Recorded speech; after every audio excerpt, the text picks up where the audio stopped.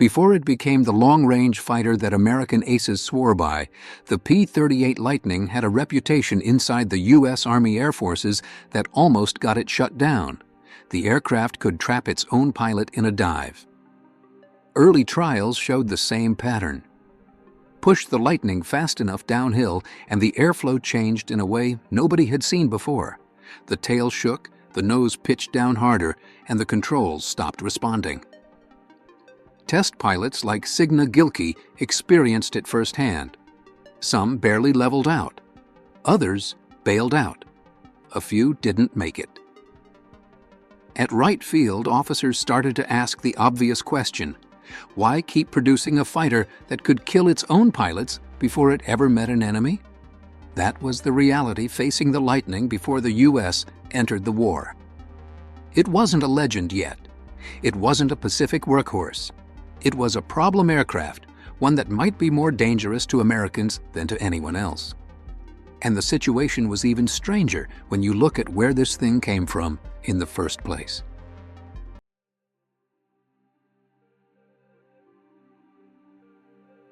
The Lightning started with an Air Corps requirement issued out of Wright Field in 1937.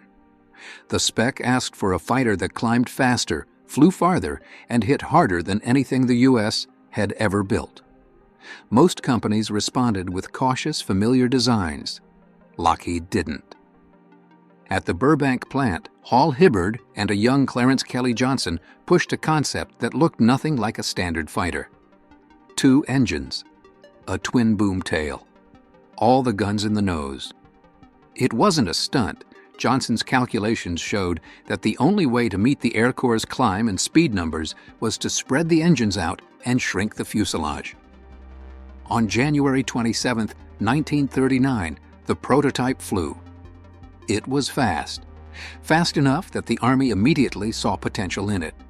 But it also showed quirks early, and the job of discovering those quirks fell to pilots like Benjamin Kelsey and Signe Gilkey at March Field in California.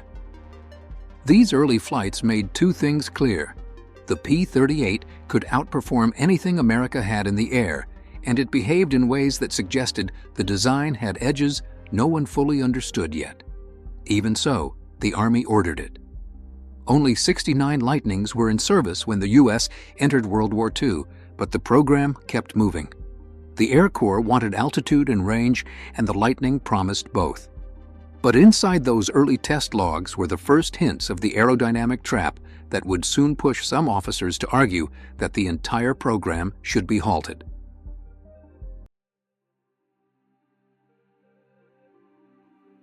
Once the Lightning entered regular flight trials, the Air Corps treated it like a technical experiment they were still trying to understand.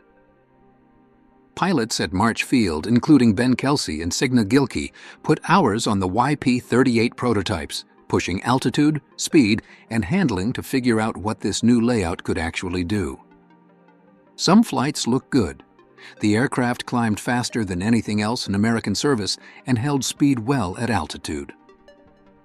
For long-range interception, the whole reason the 1937 spec existed, the P-38 looked like it could fill roles no single-engine fighter could reach. But the logs also captured the first signs that something wasn't right. When pushed hard in steep, fast dives, the airframe didn't behave like other fighters. Pilots noted an odd heaviness in the controls, a tendency for the nose to drop more than intended, and a growing sense that the aircraft was doing something the pilot wasn't asking for. At the time, nobody had the vocabulary for compressibility, the high-speed airflow effect that didn't fully exist in pre-war fighters, so the comments just entered the reports as unusual behavior.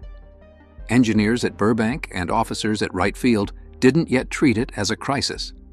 They saw it as a quirk of a new layout that would be sorted out during later refinements.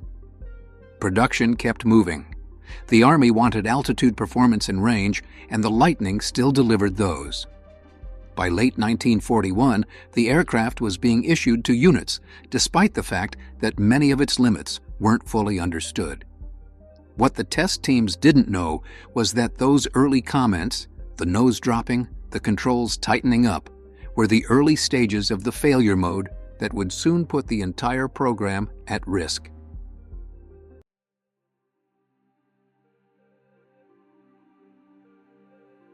The trouble became obvious once pilots started pushing the Lightning toward the limits of its speed envelope. During high-speed dives, the aircraft behaved in a way nobody at Lockheed or Wright Field had predicted. Airflow over the wings and tail thickened as the plane approached transonic speeds, and the tail surfaces began to lose effectiveness. Pilots reported the same pattern. The nose dipped harder than commanded. The controls felt like they had locked in place, and the aircraft refused to pull out of the dive. Signe Gilkey experienced one of the closest calls. He pushed a YP-38 down fast, felt the tail start to shake, then watched the nose tuck down more sharply while the control stick barely responded. He recovered only because he had enough altitude to wait for thinner air to give the control surfaces authority again. The test logs showed that this wasn't a one-off incident. Multiple pilots filed notes describing the aircraft as unresponsive at high speed or said the elevator felt frozen. None of them knew they were describing compressibility effects. The term wasn't in operational vocabulary yet. They simply knew the aircraft behaved unpredictably and dangerously when fast dives were involved. When these reports reached Wright Field, the tone shifted. The Lightning had been ordered into production already, but now there were officers arguing that pushing a fighter with a known structural and aerodynamic hazard into squadron service made no sense. Several wanted production halted until Lockheed found a fix. Others questioned whether the airframe could ever be safe at the speeds it was designed to reach. By early 1942, the P-38 had a problem significant enough that people in the Air Corps openly discussed stopping the program. A high-performance interceptor that couldn't safely handle a dive was not something the Army wanted to gamble pilots on. The aircraft didn't get canceled, but this was the moment when it could have been. The program survived only because Lockheed convinced the Army that the issue could be solved, even though nobody yet knew how.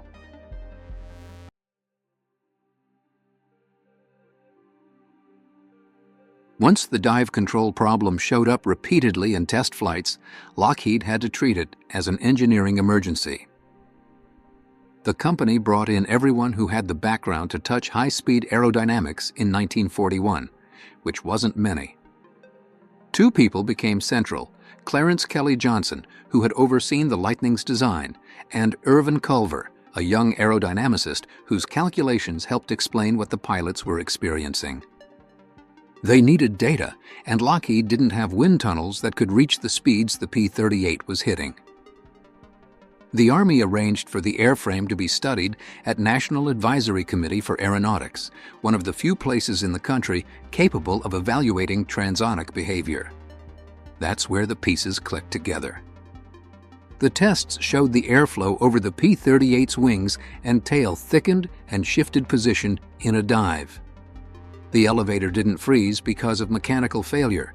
It froze because compressibility pushed the center of pressure backward, burying the control surfaces in a shock-induced dead zone. The pilots weren't imagining anything. The aircraft really was losing control authority. Johnson and Culver developed the solution that kept the program alive: small dive recovery flaps mounted under the wings. Deploying them changed the airflow profile enough to give the elevator bite again, letting the pilot pull out of the dive instead of waiting for the air to thin out. They also reworked the wing fillets, adjusted the intercooler layout, and made several aerodynamic cleanups that improved stability at higher speeds. These weren't theoretical fixes. They were modifications cut directly into production aircraft at Lockheed's Burbank plant. The first models to get the full package were the P-38J series. Once equipped with dive flaps, the Lightning could safely pass through the speed region that previously overwhelmed the tail. Test pilots who had nearly lost aircraft now reported clean recoveries from dives that had been borderline suicidal months earlier. Inside the Army Air Forces, the tone changed. The same officers who had argued for halting production now had a version of the aircraft that handled dives reliably. The pressure to shut the program down faded, and the Lightning kept its place on the production lines. The aircraft had survived its near-cancellation moment because the engineers found a real fix, not a workaround, not a procedure, but a structural solution that let the P-38 operate in a flight regime no other American fighter had yet reached. With the engineering crisis contained, the P-38 was finally in the condition it needed to be in before seeing real action, and the theater where it would matter most was thousands of miles away across the Pacific.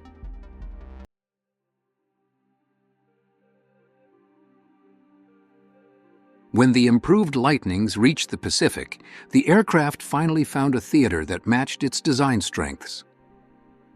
Distances between bases and targets were enormous, exactly the kind of problem the P-38's long-range and twin engines solved better than any single-engine fighter the U.S. had available. P-38S operated from places like Henderson Field and Nadzab, where missions could stretch hundreds of miles over ocean or jungle. The range let American squadrons reach Japanese formations that other fighters simply couldn't intercept. In time.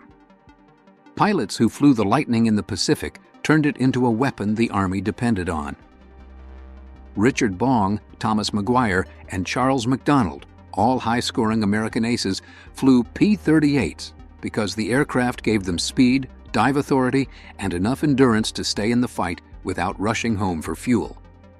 Japanese pilots learned quickly that a Lightning diving from altitude was hard to shake. With all the guns fixed in the nose, the aircraft didn't rely on wing convergence. If a P-38 had a firing solution, the rounds landed where the pilot aimed. In the Pacific, the earlier problems that nearly killed the program didn't define the aircraft anymore. What mattered here was reach. The Lightning could escort bombers, perform recon, intercept high-altitude targets, and return safely even when an engine failed.